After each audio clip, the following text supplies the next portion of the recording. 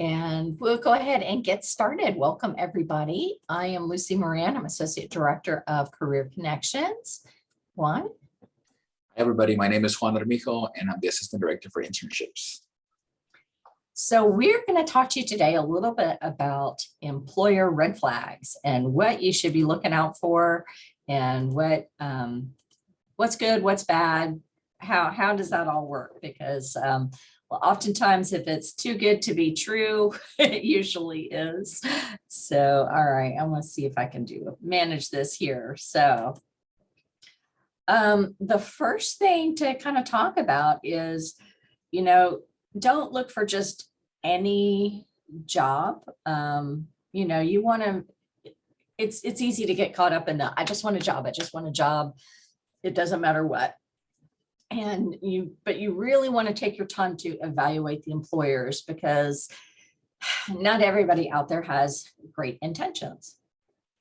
And so you really want to kind of take your time and make sure you're doing your due diligence and vetting. And this can be before you apply to really check out the opportunity, during the application process, throughout the interview process, and also in just analyzing the position description itself.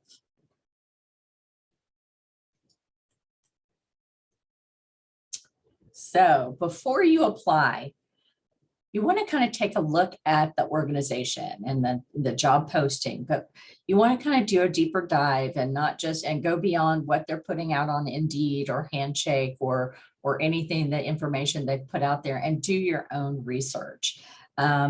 Is there information to be found? Is it a legit organization, or is it somebody that has a name that's similar to another company? Sometimes they'll do that. Some of these scammers will make it sound really close to a legit employer, but just have one or two tweaks off. So make sure that the websites match up from the job description to the employer's actual website. See if you can find anything on this employer. If they don't have a web presence, that's kind of a red flag as well, because these days everybody, unless it's a mom and pop and somebody just gets started in a startup, but these days, I mean, even I can build a website, which is scary. So they should have a web presence. What's their turnover rate like? How many positions do they have available? It can be a red flag, although right now, and one, if experience with, everybody's experiencing a lot of turnover right now with the Great Resignation. So maybe right now that's not a big flag, but it might be. So again, you have to kind of put that factor in with some other factors as well. Juan, do you want to talk a little bit more about info on the organization? Yeah, so I think just kind of to add on to what Lucy was saying, of like doing your own research, figuring out, do they have a location? Do they have an actual, like, even if you're like, oh, I found an internship and it's a remote internship, or it will be virtual internship. Do they have a headquarters section? Do they have a place where they can get mail, receive that kind of stuff? Is there a physical address? Because even if it's a virtual remote internship, they still have a physical address or a PO box. So make sure you check that. Same thing with contact information. Are you able to easily find contact info?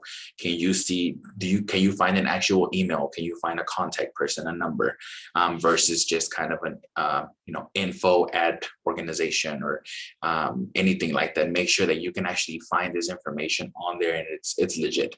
So kind of doing that research piece of checking to see if that's there. Absolutely.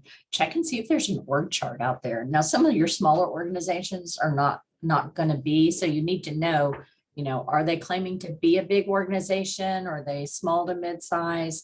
So that will also kind of guide what kind of information that you can find. Also check out what's in the news.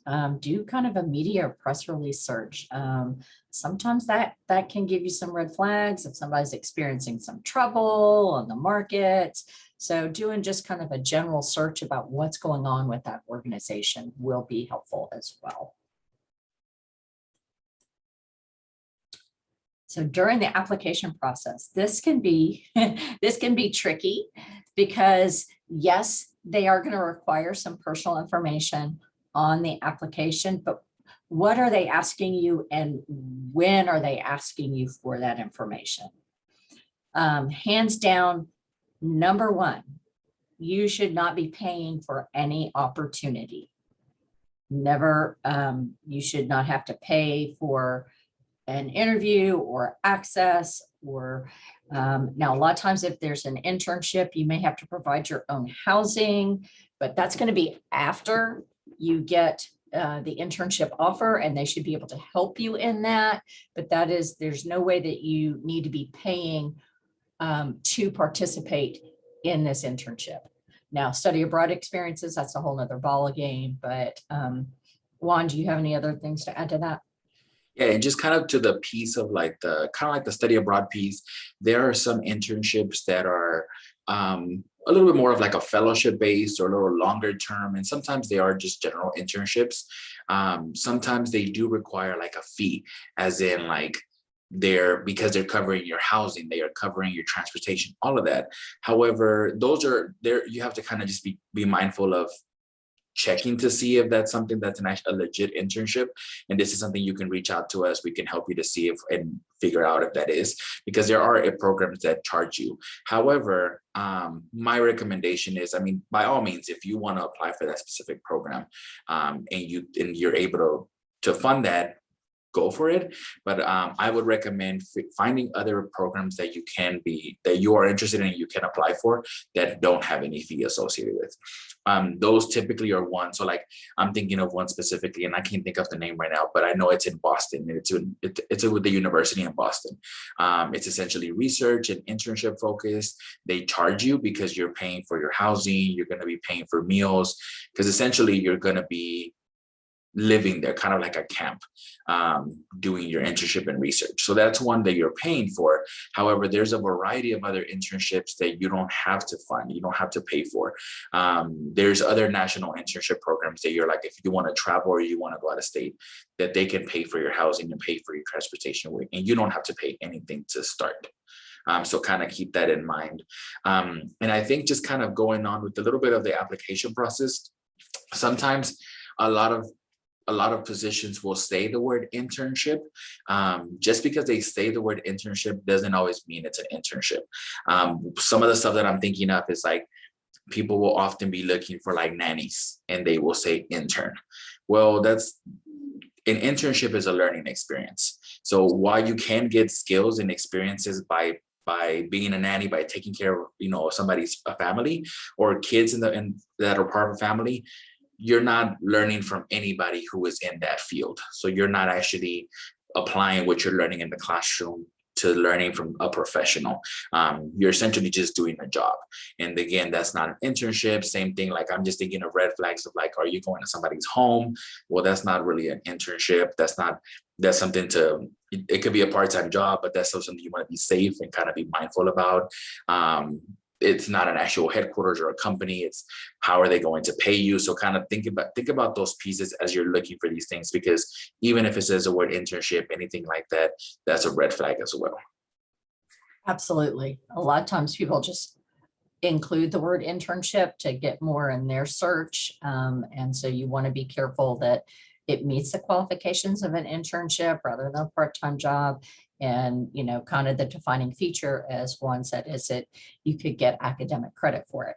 Now, people do internships without getting academic credit for it, and that's absolutely fine. And some of them are unpaid. So that's an opportunity as well. But you should not have to pay to apply for anything. That there's no fee involved with that. And as Juan said, the only fee may be your housing, and if they're going to be covering that at some point. Also, your social security number.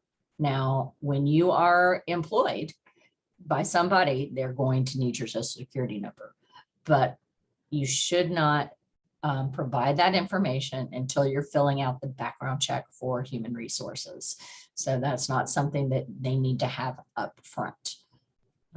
Just be careful. There are a lot of scammers out there, unsolicited jobs. If they are emailing you saying, hey, apply for this, unless it's through Handshake or a vetted search engine that you've already signed up for, don't click on those links. They want your information. and be careful on that. And you can just Google job search scams all over the place. So don't give them money and don't give them your personal information.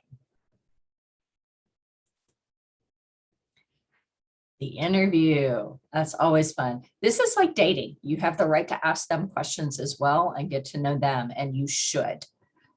Some of the things that may come out during an interview process, if they can't answer your questions, that's kind of a red flag. You're trying to do your due diligence here and ask really solid questions, and we can help you craft those for an interview process. If they can't answer their questions or they dance around it or very vague in your answers, that needs to put a little question mark in your mind. Rude recruiters. We actually just had this happen at, I think it was the career and internship fair, and it was even online. I think we had somebody who had told a person who came in late, well, if you didn't download the app, then I'm going to dock you certain points. It's like, is that a way to recruit? These people are trying to recruit talent to their organization. So if they're representing that organization and they come off that way, that's, again, another red flag. Is that the type of organization that you want to work for? Rush process. Hiring is slow. I don't care what industry you're in. It is not a fast process, because there's HR, there's multiple people in play, hiring teams, hiring manager, search committees. So if they are rushing through you and trying to get you on board like super fast, you also may want to kind of take another look at that. I mean, unless, again, it's, retail or fast food where you can essentially walk in and get a position. Although right now that's even harder to do too. Don't trust the we'll get you on board quick situation. If this is a full-time job and, Juan, were you going to add something? I was just going to add with the kind of the rush process, same thing that if they like offering the job on the spot is a red flag. Now there's a difference that sometimes there is something where they can offer you as you're in the interview, you're like, great, we want to move forward with you. You still need to go through that process. So yes, they can offer you the job and you go through that process, but as in like, okay, we're going to offer you the job. Can you start right now? It's one of those like red flags. It's like, is that really like, how did you get me already on board? Like, am I even like, have I went through this process already? Not really. So that's one thing, kind of red flag as well to keep in mind, that yes, they can offer you the job. However, they're going to more than likely say, we want you to start once HR reaches out to you, but they've offered you the job. But if they say, we want you to start right now, or fill out this paper right here in front of us, and it's kind of like one of those things where, again, you want to be kind of thinking those are red flags. And to answer a question from our chat, how do you navigate more time? A legit employer is not going to pressure you and is going to give you some time. It is very reasonable to say, wow, I'm really impressed by this offer. I would like to take some time to think about it. Is it okay if I get back to you within 48 hours? You want to think about it for more than 24 hours, and a legit employer is going to be fine with that. If they pressure you further, there's something not right with that.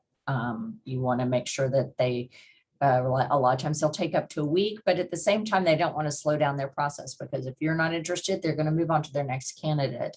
So, be reasonable. I think, 48 hours is probably a great time. Juan, what's your opinion on that one? Yeah, 48 hours, and you can always ask for more time. So if you're like, they give you 48 hours, you're like, you're not ready, you can always say, I would like a couple more days. Kind of the same thing like Lucy said, like they will, if they really do want you, they will wait and they will make sure that they work with you. But they should not be pressuring you to tell you, you need to give me an answer right now. And sometimes that can be challenging, because sometimes it's like, you don't know how to say, I need more time, because I know I've spoken with students where they're like, I got a phone call and they offered me the internship and I don't know, was I supposed to say yes or no right there?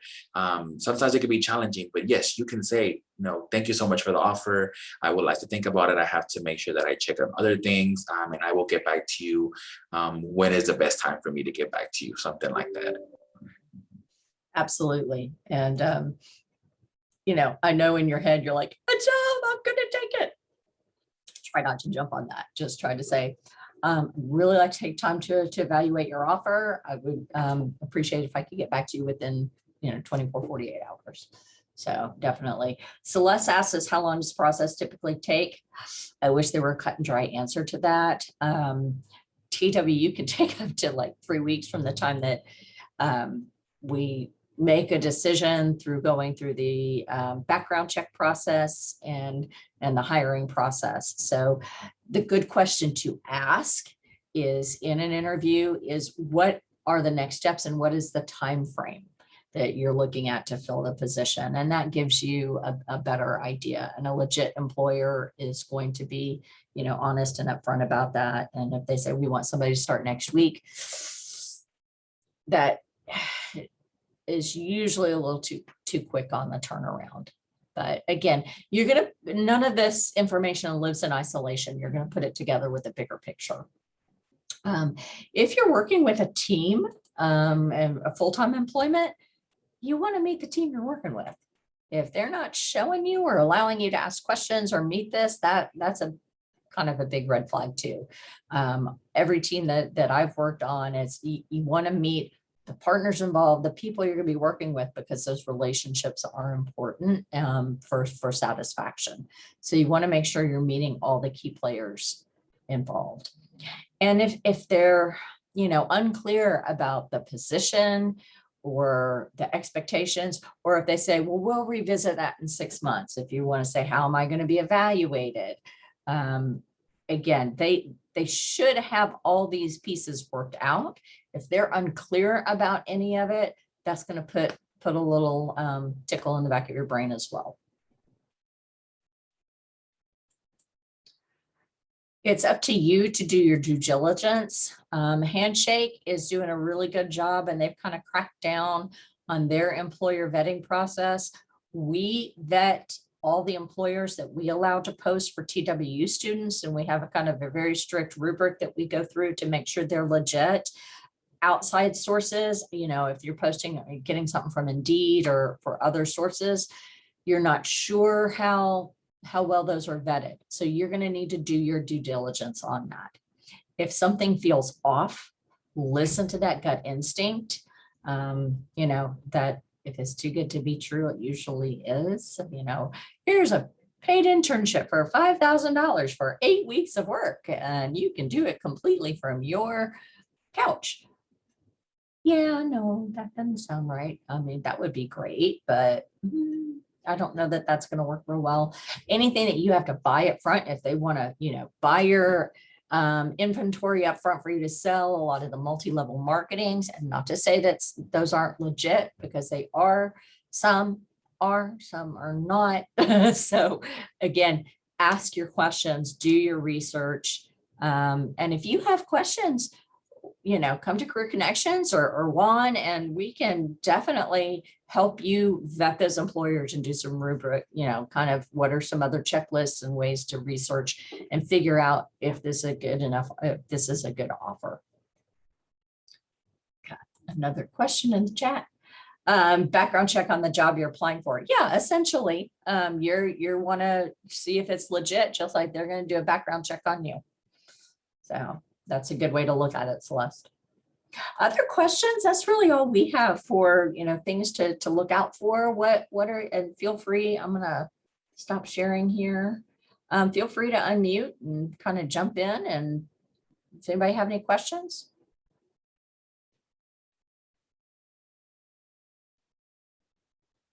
No? I know it's a rainy, cold afternoon. I appreciate everybody showing up here, though. The convenience of online. Parting words, we've heard a lot of stories of things that could have been avoided if the right questions had been asked. So yes, Emily.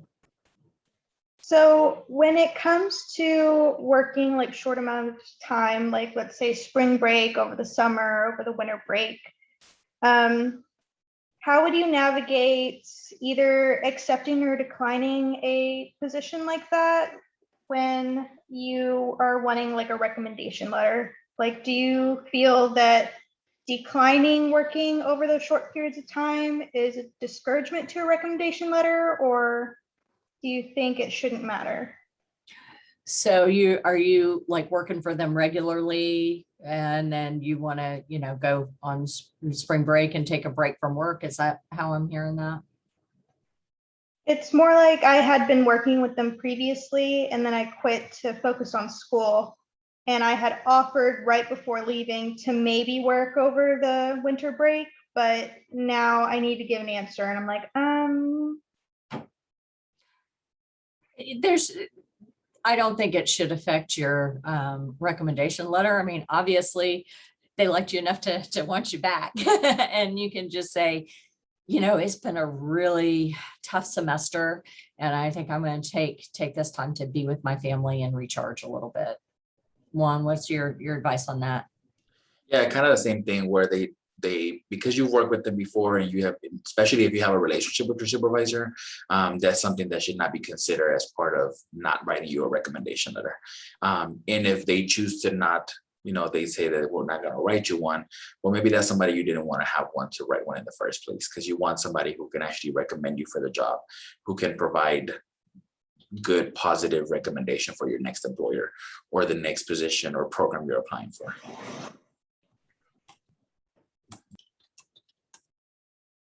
thank you. Anybody else have any questions?